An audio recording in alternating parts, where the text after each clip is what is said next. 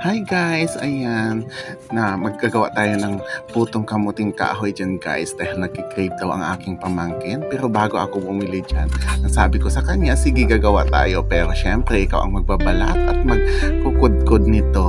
At syempre, dahil payag siya, syempre, bibili tayo dahil maulan nga ngayon at napakasarap nito dahil nagbabagyo nga. Ayan, 2 kilo nga ang aming nabili dyan, 4 na piraso na malalaki.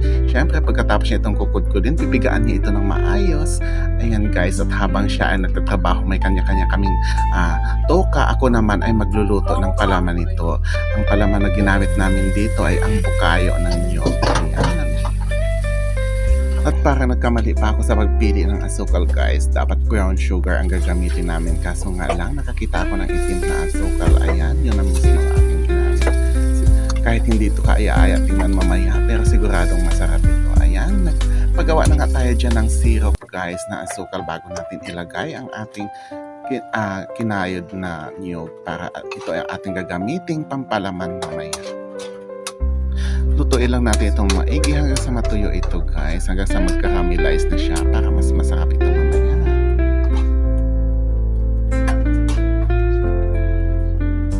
Next ay maglalagay tayo ng margarine para sa ating molder ng ating kamuting kahoy. 4 na piraso lang ito guys kasi 4 na piraso lang siguro ang kasya doon sa ating maliit lamang na steamer. And speaking of steamer guys, ayan natatakbo ako kanina sa SM dahil wala nga pala kaming magamit na steamer.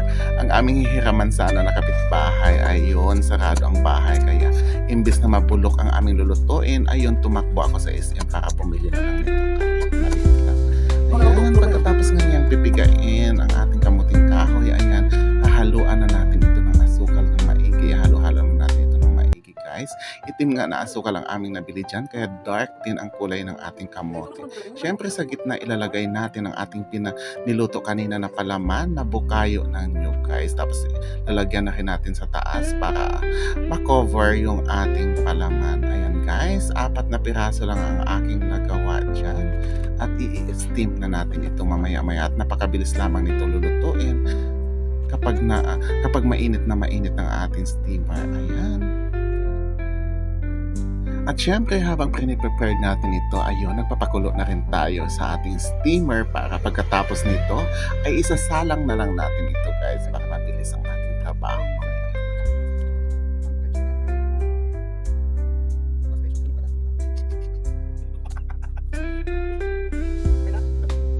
At 4 na piraso lang talaga ang kasya dito guys. Kaya ayan, mag-antay na lang tayo ng sandali kasi napakabilis lang naman ito kasi napakalakas ng usok ng ating steamer. Siguro bago mag 5 minutes ay makaluto na tayo ng 4 na piraso guys.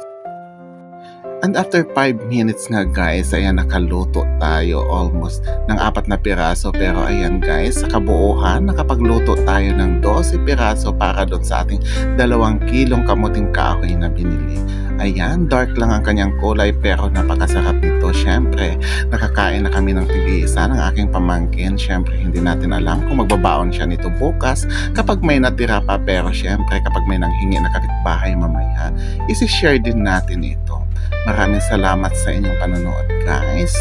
Have a good day. Kain tayo.